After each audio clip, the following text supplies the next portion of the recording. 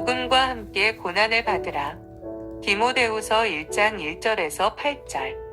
하나님의 뜻으로 말미암아 그리스도 예수 안에 있는 생명의 약속대로 그리스도 예수의 사도된 바울은 사랑하는 아들 디모데에게 편지하노니 하나님 아버지와 그리스도 예수 우리 주께로부터 은혜와 긍휼과 평강이 내게 있을지어다. 내가 밤낮 간구하는 가운데 쉬지 않고 너를 생각하여 청결한 양심으로 조상적부터 섬겨오는 하나님께 감사하고 내 눈물을 생각하여 너 보기를 원함은 내 기쁨이 가득하게 하려 함이니 이는 내 속에 거짓이 없는 믿음이 있음을 생각함이라.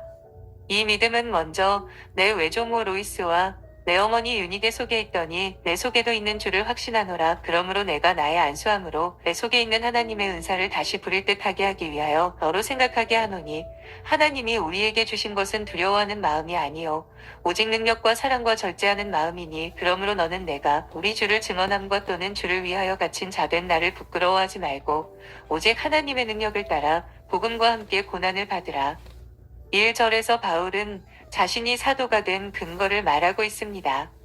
1절. 하나님의 뜻으로 말미암아 그리스도 예수 안에 있는 생명의 약속대로 그리스도 예수의 사도된 바울은 첫째, 바울의 사도직은 하나님의 뜻으로 말미암은 것이라고 말합니다. 여기서 하나님의 뜻으로라는 말은 고린도전후서, 에베소서, 골로새서의 첫 소개말에 공통적으로 나오는 표현으로 바울이 사도된 것은 자신의 노력이나 힘에 의한 것이 아니라 하나님의 뜻과 부르심에 전적으로 기초하고 있다는 것을 의미합니다. 이러한 그의 사도된 근거는 갈라디아서 1장 1절에 사람들에게서 난 것도 아니요 사람으로 말미암는 것도 아니요 오직 예수 그리스도와 죽은 자 가운데서 그리스도를 살리신 하나님 아버지로 말미암아 사도된 바울이라는 말 속에 가장 잘 나타나 있습니다. 둘째, 바울의 사도직은 예수 그리스도 안에 있는 생명의 약속으로 말미암은 것이라고 말합니다. 여기서의 생명의 약속은 그리스도의 십자가와 부활을 통해 모든 믿는 자들에게 구원을 주시겠다는 하나님의 구원사적 섭리를 의미합니다. 즉, 하나님께서는 그리스도를 통해 나타난 이 생명의 약속을 사람들에게 전파하기 위해 바울을 사도로 선택하시고 부르셨다는 말입니다. 이를 통해 우리는 인간의 구원과 하나님의 일을 수행할 직분의 부여는 전적으로 하나님의 뜻에 의한 것이며 인간을 향한 하나님의 뜨거운 사랑에 전적으로 기인된 것임을 알 수 있습니다. 그러므로 성도는 교회 내에서의 자신의 직능이 어떤 것이든 그 모든 것이 자신을 나타내기 위한 수단이 아니라 오직 하나님께 영광 돌려야 할 것임을 명심해야 하겠습니다. 2절은 사도 바울이 디모데에게 문안한 내용입니다. 이 사랑하는 아들 디모데에게 편지하노니 하나님 아버지와 그리스도 예수 우리 주께로부터 은혜와 긍휼과 평강이 내게 있을지어다. 디모데후서에서 바울은 디모데에게 사랑하는 아들이라는 말로 인사를 시작하고 있습니다. 여기서 우리는 자기의 젊은 동역자인 디모데를 향한 바울의 따뜻한 애정을 볼 수 있습니다. 또 바울은 하나님과 예수 그리스도로부터 오는 은혜와 긍휼과 평강이 디모데에게 함께하기를 구하고 있습니다. 그런데 바울의 다른 10편의 서신에서는 은혜와 평강이라는 두 단어만 사용하고 있는 반면에 디모데전서와 본서신에서는 이에 덧붙여 긍휼을 구하고 있는 것을 볼 수 있습니다. 이 긍휼이라는 단어는 어려운 상황에 처해 스스로를 도울 능력이 없는 사람에게 따뜻하고 부드러운 사랑을 베푸는 것을 의미합니다. 여기서 우리는 에베소에서 여러 가지 어려움에 부딪히고 있던 병약한 디모데에게 하나님의 도우심과 긍휼이 필요하다는 사실을 알고 이것을 구하는 사도 바울의 영적인 아버지로서의 사랑을 잘 느낄 수 있습니다. 이처럼 우리 성도들도 세상에서 믿음의 싸움을 싸우고 있는 다른 성도들에게 하나님과 예수 그리스도로부터 오는 은혜와 긍휼과 평강이 항상 함께하기를 구할 수 있어야 할 것입니다. 3에서 5절에서 바울은 자기의 청결한 양심으로 조상 적부터 하나님을 섬겨온 것에 대해 감사하고 있습니다. 즉, 자신의 종교적인 기업을 크게 감사하고 있는 것입니다. 여기서 바울은 자신의 기독교적 신앙이 순간적인 것이 아니라 자기 조상 때부터 섬겨오던 신앙에 굳게 뿌리를 내리고 있는 하나님, 중심적 신앙이라고 말하고 있습니다. 또한 사도 바울은 이러한 자신의 신앙과 디모데의 세대에 걸친 신앙을 비교하므로 디모데의 기독교에 대한 충성은 곧 그의 가정에 대한 충성이며 바울에 대한 충성인 동시에 건실한 전통에 대한 충성이라는 사실을 부각시키려고 했습니다. 둘째로 바울은 디모데의 거짓이 없는 믿음을 생각하여 하나님께 감사하고 있습니다. 디모데는 항상 하나님 앞에서 순수한 신앙을 소유하고 있었습니다. 그런데 여기서 거짓이 없는 믿음은 반드시 그리스도에 대한 믿음만을 의미한다고는 생각할 수 없습니다. 오히려 이것은 그들이 소유한 경건한 유대교적 믿음을 의미하는 것으로 이러한 그들의 경건함이 그리스도에 대한 거짓 없는 믿음을 가능케 한 것이라고 볼 수 있습니다. 위의 사실을 통해서 우리는 가정교육을 통한 신앙의 계승이 얼마나 중요한가를 다시 한번 느낄 수 있습니다. 디모데처럼 부모들의 아름다운 모범을 통해서 자녀들에게 전승되는 거짓 없는 신앙이야말로 지금과 같은 타락하고 부도덕한 우리나라의 현실 속에서 아주 절실히 요청되어지고 있습니다. 4절에 보면 바울이 디모데 보기를 간절히 원한다고 합니다. 내 눈물을 생각하여 너 보기를 원함은 내 기쁨이 가득하게 하려 함이니. 바울이 디모데 보기를 간절히 원한 데에는 두 가지 분명한 동기가 있습니다. 하나는 내적 동기요. 다른 하나는 외적인 동기에 의한 것입니다. 바울은 그 내적 동기에 대하여 내 눈물을 생각하여라는 말로 진술하고 있습니다. 즉, 디모데의 애정어린 눈물을 생각할 때 바울의 마음은 더욱더 디모데에게 끌려 그를 보기를 간절히 원하게 된 것입니다. 한편 디모데가 눈물을 흘린 때에 관해 여러 가지 사실들이 제시될 수 있으나 가장 납득할 만한 경우는 바울과의 이별 때로 봄이 오를 것입니다. 또 바울이 디모데를 보고 싶어한 외적인 동기는 자신의 기쁨을 가득하게 하기 위함이었습니다. 디모데후서가 기록될 당시 바울은 로마의 옥중에 갇혀 처형될 날만 기다리고 있던 죄수의 몸이었습니다. 뿐만 아니라 바울은 여태껏 자기를 따라다니던 사람들이 모두 자기를 버리고 이제 누가만 같이 있는 외로운 상황에 처하게 되었습니다. 이러한 상태에서 바울은 디모데의 애정어린 눈물을 생각했고 그를 만나봄으로 바울의 마음속에 기쁨이 가득하게 되기를 기대했던 것입니다. 여기서 우리는 참된 눈물의 의미를 다시 한번 생각해 보아야만 할 것입니다. 5절에 보면 로이스와 유니게에 대하여 언급하고 있습니다. 이는 내 속에 거짓이 없는 믿음이 있음을 생각함이라. 이 믿음은 먼저 내 외조모 로이스와 내 어머니 유니게 속에 있더니 내 속에도 있는 줄을 확신하노라. 디모데의 외할머니인 로이스에 대해선 성경에 자세한 언급이 없기 때문에 알 수 없지만 유대인으로서 그녀의 딸인 유니게가 헬라인과 결혼하는 것을 허락한 것으로 봐서 최소한 유니게가 결혼하기 전에 기독교로 개종했으리라는 추측은 가능합니다.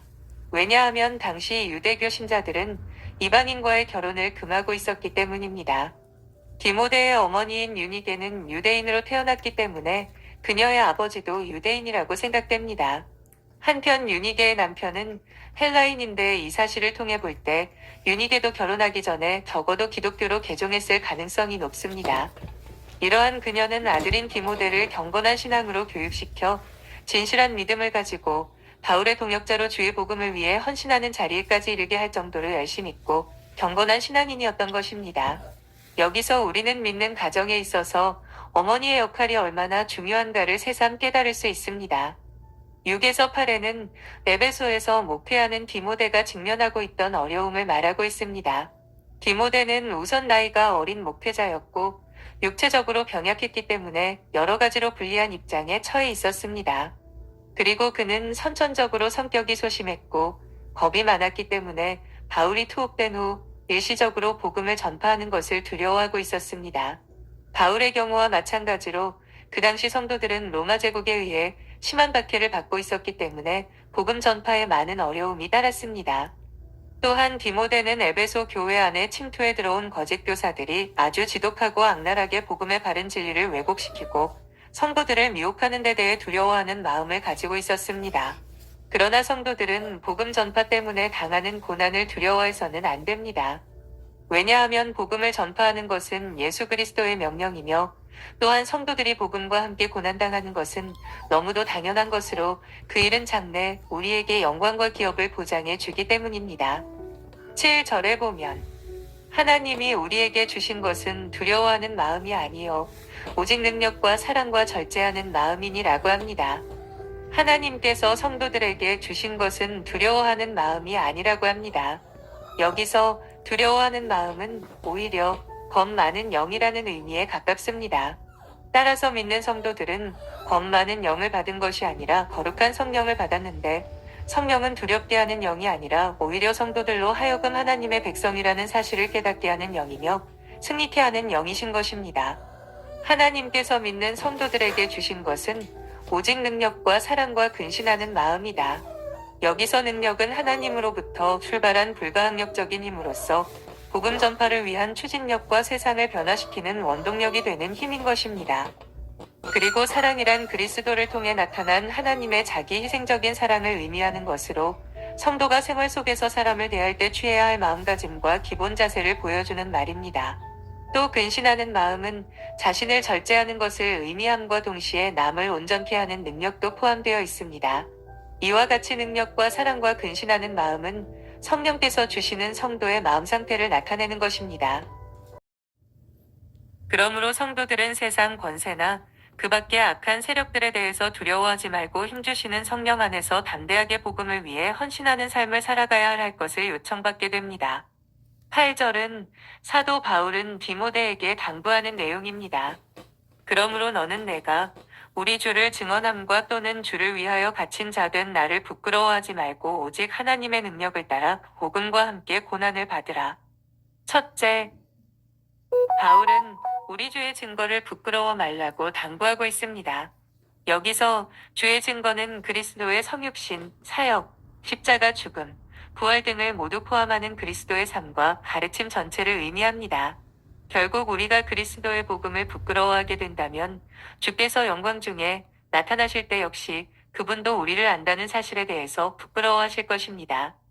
둘째, 그리스도를 위하여 옥에 갇힌 바울 자신을 부끄러워하지 말라고 디모데에게 당부하고 있습니다. 여기서 복음을 위해 갇힌 바 된 자를 부끄러워하는 것은 곧 그 사람의 믿음과 은혜가 쇠퇴했다는 것을 의미합니다. 그러므로 사도 바울은 자신을 본받아 그리스도의 남은 고난을 그의 육체에 채우라고 디모데에게 권면하고 있습니다. 셋째, 복음과 함께 고난받는 것을 부끄러워하지 말라고 당부하고 있습니다. 바울은 그리스도 때문에 가는 곳마다 핍박을 당하고 오랫동안 감옥에 갇히기도 하였습니다. 그렇지만 바울은 오히려 이것을 기뻐하고 자랑하였습니다. 왜냐하면 그리스도의 십자가 고난에 참여하는 자만이 그리스도의 영광에 참여할 수 있기 때문입니다. 따라서 믿는 성도들은 그리스도의 복음을 부끄러워하지 말고 복음과 함께 그리스도의 남은 고난을 우리의 육체에 채워가야 할 것입니다. 왜냐하면 이 일은 결코 헛되지 않으며 영원한 영광으로 보상되기 때문입니다.